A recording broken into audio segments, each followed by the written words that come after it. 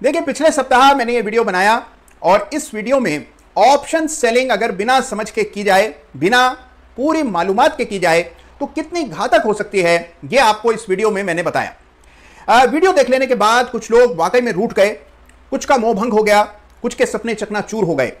देखिए, वीडियो में आपको डराना मेरा मकसद नहीं था। मेरा मकसद था आपको चेताना, आपको सही मार्ग की ओर अग्रसर करना मेरा उद्देश्य है। जब तक आप खतरों से अनजान रहेंगे, आप सही दिशा की ओर बढ़ने का प्रयास नहीं करेंगे और इसीलिए जरूरी था कि मैं आपको खतरों से अवगत कराऊं। तो देखिए, लोगों को पिछले वीडियो में दो बड़ी परेशानियां पेश आईं। कुछ लोगों का यह कहना है कि वो लोग स्टॉप लॉस रखते हैं, इसलिए पूरी तरह सुरक्षित हैं। देखिए, स्टॉप लॉस तो जाहिर सी बात है कि केवल आप एक ही दिन के लिए रख सकते हैं। ओवरनाइट पोजीशंस पर स्टॉप लॉस किसी काम नहीं आता है, क्योंकि अगर मान लीजिए बाजार अगले दिन बड़े गैप के साथ खुले तो स्टॉप लॉस पूरी तरह नाकाम हो जाता है। और दूसरी बात, कई बार जब वॉलेटिलिटी ज्यादा होती है तो स्टॉप लॉसेस जंप भी हो जाते हैं और यह भी एक बड़ी समस्या है। और दूसरी समस्या कई लोगों को यह थी कि उनका यह कहना था कि भाई मार्च जैसी घटना तो कभी कभार, यानी कि मार्च 2020 में जो कोविड के बाद बड़ी गिरावट आई, इस तरह की घटनाएं तो कभी बरसों में एक बार घटती हैं, तो इनसे क्या डरना। तो देखिए, याद रखिए कि दो बार नहीं यमराज कंठ धरता है, मरता है जो एक ही बार मरता है। तो इसलिए देखिए, ऐसी घटनाएं घटती तो बहुत कम हैं, लेकिन जब घटती हैं तो वाकई में बहुत घातक साबित होती हैं, तो इनका बचाव जरूरी है। देखिए, आज के इस वीडियो को बहुत ध्यान से सुनिएगा। पिछले वीडियो को भी लोगों ने बहुत ध्यान से नहीं देखा और तभी कई लोगों को परेशानी हुई थी। मैंने यह कतई नहीं कहा कि ऑप्शन सेलिंग में पैसा नहीं है। मैं खुद मानता हूं कि जिस तरह ईश्वर तक पहुंचने के कई रास्ते हैं, वैसे शेयर बाजार में भी आपको नियमित आय पाने के बहुत तरीके हैं और उनमें से एक बड़ा तरीका यह है कि आप ऑप्शन सेलिंग करें। लेकिन ऑप्शन सेलिंग करें सूझबूझ के साथ, पूरी समझ के साथ। तो आज के वीडियो में मैं आपको वो बताने जा रहा हूं जिसको आपको अपने जहन में रखना है जब आप ऑप्शन सेलिंग करें, ताकि आप भी प्रोफेशनल ढंग से ऑप्शंस बेच करके एक स्टेडी इनकम, एक नियमित आय पा सकें। तो देखिए, ऑप्शन सेल करते समय और ऑप्शन सेल से सेलिंग करके अगर आप एक नियमित आय यानी कि एक रेगुलर इनकम चाहते हैं तो आपको कुछ एक चीजों का ख्याल रखना पड़ेगा। और ये जो चीजें हैं वो मैं अब आपको बताने जा रहा हूं, जिसमें सबसे पहली चीज है क्वांटिटी। तो याद रखिए कि क्वांटिटी पर काबू रखना बहुत जरूरी है। ये पूरी ट्रेडिंग में लागू होती है, लेकिन ऑप्शन सेलिंग में विशेष रूप से इस चीज का बहुत महत्व है, क्योंकि आमतौर पर ऑप्शंस बेचते समय लोग जरूरत से ज्यादा क्वांटिटीज बेच बैठते हैं। तो क्वांटिटी पर काबू रखना बेहद जरूरी है। तो देखिए, दूसरा पॉइंट यह है कि जब आप ऑप्शंस बेचें तो इस बात का ख्याल रखें कि उस समय इंडिया विक्स कैसा चल रहा है। अब इंडिया विक्स क्या है? वॉलेटिलिटी के सूचकांक को इंडिया विक्स कहते हैं, यानी कि बाजार किस तरह की वॉलेटिलिटी की अपेक्षा कर रहा है, इससे तय होता है कि इंडिया विक्स का नंबर क्या है। मान लीजिए इंडिया विक्स बहुत ज्यादा बड़ा हुआ है, तो ऐसी स्थिति में आमतौर पर ऑप्शंस बेचना फायदेमंद रहता है, क्योंकि कॉल और पुट दोनों के प्रीमियम बढ़े हुए होते हैं। लेकिन जब इंडिया विक्स बहुत कम हो, मान लीजिए 15 से भी कम हो, तो ऐसी स्थिति में अगर आप ऑप्शंस बेच रहे हैं, कॉल और पुट के पेयर्स बेच रहे हैं, तो आमतौर पर प्रॉफिट कमाना मुश्किल काम होता है। देखिए, पॉइंट नंबर 3 यह है कि जब आप ऑप्शंस बेचते हैं तो आमतौर पर लोग मैकेनिकली ऑप्शंस बेचने लगते हैं, यानी कि बिना किसी सोच विचार के, जहां भी बैंक निफ्टी या निफ्टी चल रही हो उससे मान लीजिए 300 पॉइंट ऊपर और 300 पॉइंट नीचे, इस तरह से कॉल पुट बेच दिए जाते हैं। 300 पॉइंट ऊपर की कॉल को बेच दिया और 300 पॉइंट नीचे के पुट को आमतौर पर लोग बेच देते हैं। देखिए, इस तरह से आर्बिट्रेरीली आप अगर बेचेंगे, बिना किसी सोच विचार के बेचेंगे, तो कभी भी नतीजा नहीं आएगा। आपको एक व्यू बनाना पड़ेगा। ऑप्शंस में कमाई का रास्ता तभी है जब आप एक व्यू बनाते हैं, यानी कि क्या हो सकता है, क्या होने की संभावनाएं ज्यादा हैं। जब तक चार्ट्स देखकर इसका अनुमान आप नहीं लगाएंगे, तब तक ऑप्शंस के सही लेवल्स आप नहीं निकाल पाएंगे। तो हमेशा ऑप्शंस बेचते समय ओपन इंटरेस्ट के लेवल्स को ना देखें, ऑप्शन चेन को ना देखें, चार्ट्स को देखें और चार्ट्स के आधार पर तय करें कि किन लेवल्स के कॉल और पुट को बेचना ज्यादा फायदेमंद रहेगा। ये व्यू बनाते समय आपको हमेशा इस बात का ख्याल रखना है कि आप इंट्राडे चार्ट्स देख करके व्यू बनाएं, क्योंकि ऑप्शंस बहुत कम अवधि के लिए रखे जाते हैं और इसीलिए व्यू भी शॉर्ट टर्म चार्ट्स को देखकर बनाया जाना चाहिए। देखिए, एक चीज और ऑप्शन बेचते समय जो कि बहुत महत्व की है, और वो ये है कि आपको, मान लीजिए आपका व्यू पॉजिटिव है, आपको लगता है कि बैंक निफ्टी की एक्सपायरी मौजूदा बाजार भाव से ऊपर आएगी, तो ऊपर के कॉल पुट का पेयर आपको बेचना चाहिए। और उसी तरह मान लीजिए आपका व्यू बेरिश है, तो फिर आपको नीचे के कॉल पुट के पेयर्स बेचने चाहिए। अगर आपका व्यू न्यूट्रल है तो आसपास के कॉल पुट बेचें। जब तक बाजार को लेकर आपका व्यू सही नहीं होगा, आप ऑप्शंस के जरिए रिटर्न नहीं कमा पाएंगे। आइए देखिए इसकी एक मिसाल। तो आइए देखते हैं एक मिसाल, एक एग्जांपल, जिससे कि ये बात हमें समझ आए। थोड़ी सी कॉम्प्लेक्स होते हैं ऑप्शंस, इसीलिए एग्जांपल्स के जरिए जब आप इसको समझने की कोशिश करते हैं तो ज्यादा बेहतर समझ आता है। तो एक एग्जांपल लेते हैं और आइए फिर से बैंक निफ्टी का एग्जांपल लेते हैं, क्योंकि सबकी रुचि बैंक निफ्टी के ऑप्शंस बेचने में ही है। तो ये बैंक निफ्टी का हम एग्जांपल ले रहे हैं, बैंक निफ्टी की ऑप्शन चेन देख रहे हैं और इस ऑप्शन चेन को आप देखें तो मान लीजिए 22,300 के आसपास बैंक निफ्टी चल रही है। ये केवल एक एग्जांपल भर है, ये मान के चलिए, कोई ट्रेडिंग की मेरी राय नहीं है।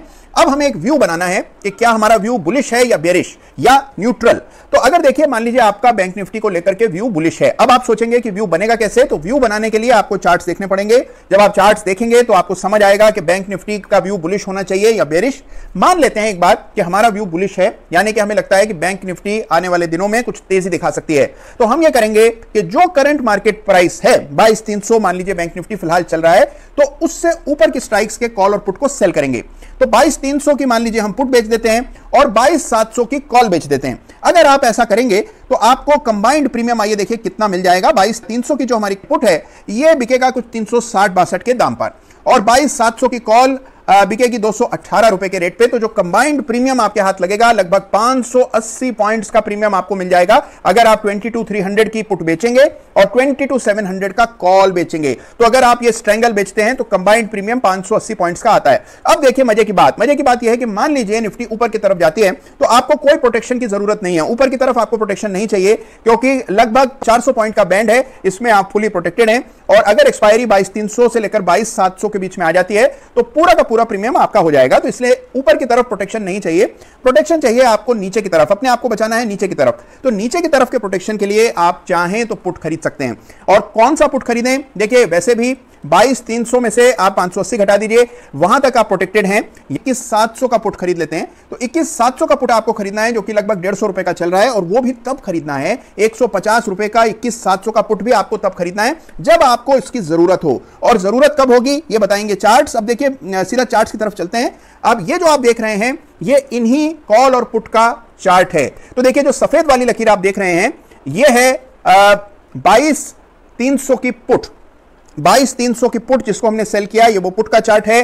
और ये जो ग्रीन कलर में आप लाइन देख रहे हैं ये है 22,700 की कॉल। तो 22,300 का पुट और 22,700 की कॉल को दोनों को एक ही चार्ट पर हमने प्लॉट किया, फिर इन दोनों का जो एडिशन हुआ यानी कि इन दोनों को हमने ऐड किया। और ये जो ग्रीन लाइन आप देख रहे हैं ये है एडिशन, यानी कि दोनों का कंबाइंड प्रीमियम जो कि 580 के आसपास अभी चल रहा है। तो 580 का ये जो प्रीमियम है ये इस तरह से चल रहा है। अब देखिए जब तक ये कंबाइंड प्रीमियम अपने एवरेज के नीचे चल रहा है तब तक देखिए आपको किसी तरह के प्रोटेक्शन की जरूरत नहीं है, तब तक बाजी आपके हाथ में है। दोनों कॉल और पुट अपना प्रीमियम धीरे धीरे करके छोड़ रहे हैं और ऐसा तब होगा आमतौर पर जब बैंक निफ्टी ऊपर की तरफ जा रही होगी। तो जब बैंक निफ्टी ऊपर की तरफ जाएगी, क्योंकि आपने मौजूदा बाजार भाव से ऊपर के कॉल पुट सेल किए हुए हैं, तो आप प्रोटेक्टेड रहेंगे। जैसे ही आप देखेंगे कि ये प्रीमियम बढ़ने लगेगा और ये अपनी एवरेज की रेखा को नीचे से ऊपर की ओर काटेगा, वहां पर आपको प्रोटेक्शन की जरूरत पड़ेगी। तो हर समय प्रोटेक्शन नहीं लेना है, प्रोटेक्शन तब लेना है जब ये एवरेज को काटे। तो इस तरह से आप अपने लिए मापदंड बना सकते हैं, रेफरेंस पॉइंट बना सकते हैं, रूल्स बना सकते हैं, जिसके अंतर्गत आप ऑप्शंस को प्रोफेशनली सेल करेंगे।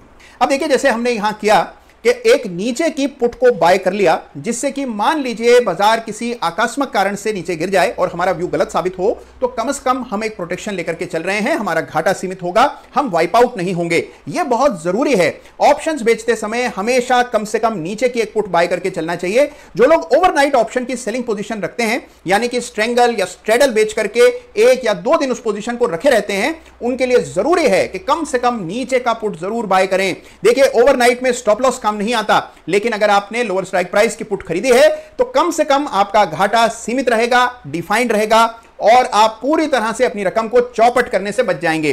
तो इस तरह से प्रोटेक्शन लेकर के चलना बहुत ही फायदेमंद रहता है।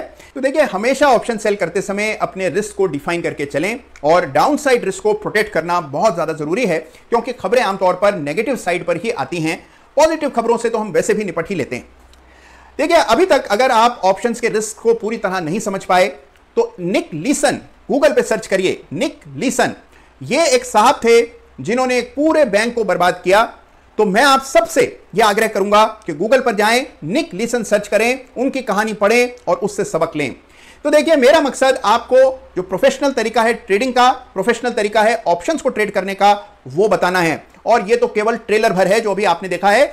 आने वाले वक्त में ट्रेडिंग के वो सारे आयाम जो कि आपसे छुपे रहते हैं, इन वीडियोस के जरिए और जो और तमाम वीडियो सीरीज मैं प्लान कर रहा हूं उनके जरिए आपके सामने लाने का मैंने बीड़ा उठाया है। इसमें मुझे आपका सहयोग, आपका प्यार, आपका स्नेह चाहिए। तो इस चैनल को सब्सक्राइब कीजिए और इस वीडियो को लाइक कीजिए और अपना प्यार बनाए रखिए, क्योंकि आपके प्यार की ऊर्जा से ही मैं ये सब कर पा रहा हूं। धन्यवाद।